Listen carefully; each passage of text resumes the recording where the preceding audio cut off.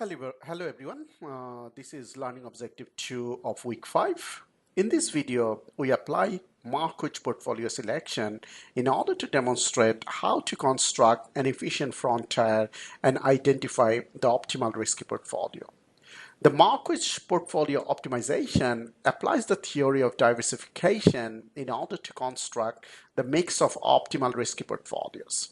Markowitz portfolio optimization helps us to come up with what we know as the efficient frontier. The efficient frontier of risky assets are those combination of assets that each investor will try to achieve in order to maximize their utility.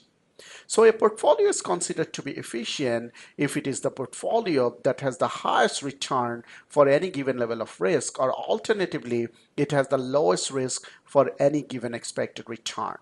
So the portfolios on the efficient frontier are the combination of portfolios that have the lowest risk and highest return. That's why they are utility maximizing for investors that have a mean variance utility. So we are going back, constructing our optimal portfolio. We know that there are a selection of different portfolios that we could choose along the efficient frontier. However, we need to select one of these portfolios as part of our security selection decision and then combine that risky portfolio with the risk-free rate as our asset allocation decision. Therefore, what this means is that among all the possible portfolios along the efficient frontier, we need to select one risky portfolio. The reason one risky portfolio, which is known as the optimal risky portfolio, that should be preferred over the rest, that the optimal risky portfolio is the portfolio that maximizes the Sharpe ratio of an investor. So that's the one portfolio in the efficient frontier that has the highest possible Sharpe ratio. So while we know investors have different preference towards risk, these preferences can be catered for in the asset allocation. Hence, we don't need to consider the degree of risk aversion when coming up with the security selection decision.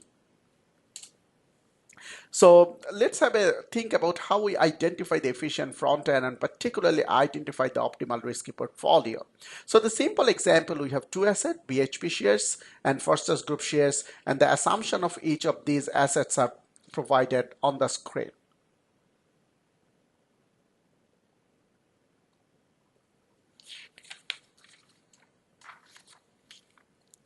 What we can do here is we can combine those two assets together in order to come up with a range of different portfolios. So as we move from top to bottom in this table, all we are doing is we are reducing the weight in BHP shares and increasing the weight in Foster's Group shares. The reason is, the weight of two assets simply sum up one because it's only a two asset portfolio. Using our portfolio calculations of expected returns and risk, we have got the expected return and the standard deviation of returns for each of these portfolios. Some interesting thing that we can observe here, we can see that because the expected return is simply just the weighted average of the parts, the expected return will change in a linear fashion as we change the weightings between BHP and Foster's Group shares. Now the standard deviation of return will also change, but it will not change in the same linear fashion because we know that the standard deviation of a portfolio is not simply the weighted average of the parts. In fact, we can see the standard deviation decreasing down to some point around here. Around this red dot, but then the standard deviation start increasing again. So the portfolio that has the lowest risk or the minimum variance portfolio is somewhere in here where 20 to 30% of our wealth is invested in BHP shares and the rest is invested in Foster's Group shares. Same applies with the Sharpe ratio. Sharpe ratio increases to some point in the point being around the red dot, then it starts decreasing. So the portfolio that maximizes the Sharpe ratio our optimal risky portfolio will be some point between where 70 or 60% of our wealth is invested in BHP shares and the balance goes to Foster's Group shares. So why these 2 points that we identified here in red dots, the minimum variance portfolio and the optimal risky portfolio, are important for constructing an efficient front end? Okay. So, well, if we think about our efficient frontier, it looks something like the line drawn on the board here. In fact, it's a plot of the expected return and standard deviation for each of the combination of BHP and Foster's Group shares as we calculated before. Important point to note here is where our efficient frontier starts. Well, our efficient frontier starts at this point. Okay, because at this particular point, through the rest is the range of the possible outcomes, they are all the different portfolios that have the highest expected return for the given level of risk. Now, we don't want to be investing down this bottom half, because here we have got portfolios that for the same level of risk, we can earn a higher expected return. Now, why this point is important? I mean, our minimum variance point or the starting point of the efficient frontier. This point is important because this is the start of our efficient frontier. We can actually identify because it's the point that's the farthest. You can see that's the farthest left on the x-axis, and it is the point that has the lowest standard deviation of returns. And that's the reason this point is known as the minimum variance or the minimum risk portfolio, which is why we highlighted these in red dot previously. Because that point is the start of our efficient frontier, we then move along and we have some point along this axis where we have got the combination of our assets where we maximize our Sharpe ratio, and I identify the relative weighting of each of these portfolios on the screen. Now, what do we know about the portfolio that maximizes Sharpe ratio?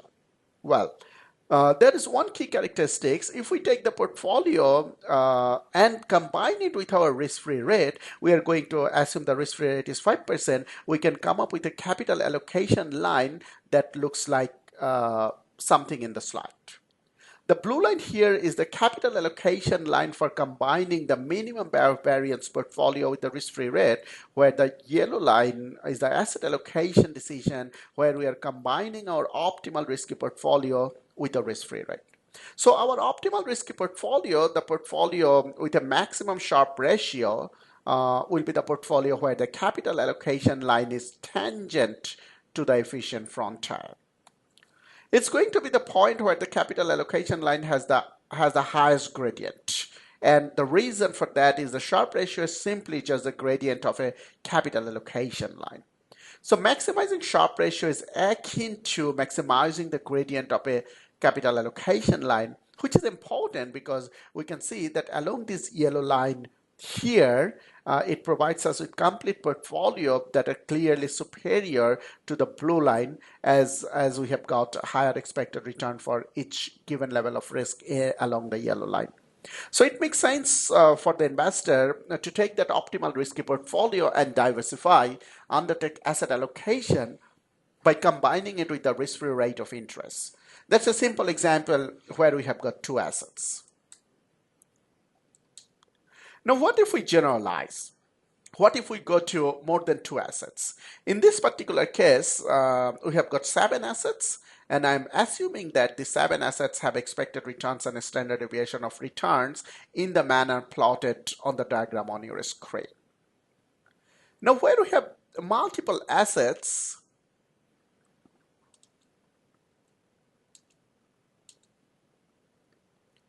we'll see that how the efficient frontier looks like. It's important to note that on my y-axis, even though I can have observed data based on historical returns, when we are dealing with our efficient frontier, our y-axis expected return, it is forward-looking. It is not historical return. So we need to calculate expected returns using some models, for example, CAPM. Our standard deviation of returns on the vertical axis, I mean the x-axis technically, that's also expected standard deviation. But we are assuming that our risk is constant across time. So we are going to use historical standard deviation as our measure of expected future standard deviation of returns. So in terms of our 7 assets that we have seen in the previous slide, asset 1 might have this expected rate of return and standard deviation, and asset 2 might have got the expected rate of return and standard deviation. And if we combine this together to get this mix of the potential portfolios, we would have the efficient frontier that starts with the minimum variance portfolio and move to asset 2. What happens if we add another asset? With the third asset, we can come up with a similar combination of portfolios and so on with other additional assets.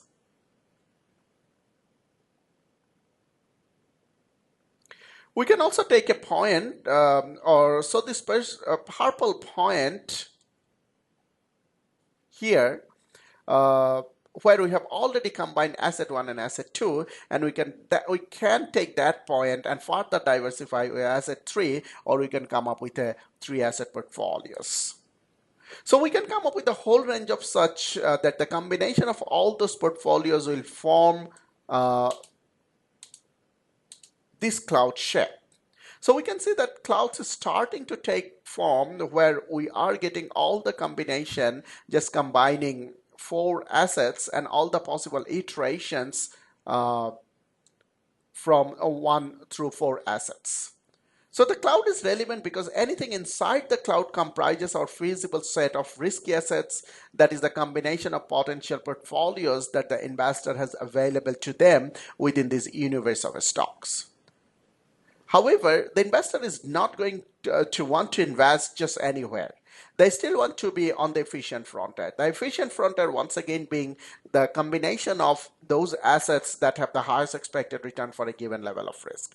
Once again, the efficient frontier will start at the minimum variance portfolio, which is point A, and moving along, and it will pass through some point which is the optimal risky portfolio, and that optimal risky portfolio is going to be the point where we combine the optimal risky portfolio with the risk-free asset such that the capital allocation line is tangent to that efficient frontier. We know that capital allocation line is clearly superior to others, such as the yellow dotted lines drawn here on the screen. Because investing along this black line, our black line being the combination of our risky portfolio and the risk-free asset, results in clearly superior options to other capital allocation line that might be available to us. So that's the process by which we use the Marquis portfolio selection model in order to come up with an optimal risky portfolio. So this was a theoretical discussion how we can use Marquis portfolio selection model to come up with an efficient frontier and optimal risky portfolio. In the next learning objective, we will mathematically see how we can use stock return data and come up with an efficient frontier and an optimal risky portfolio. Thank you very much.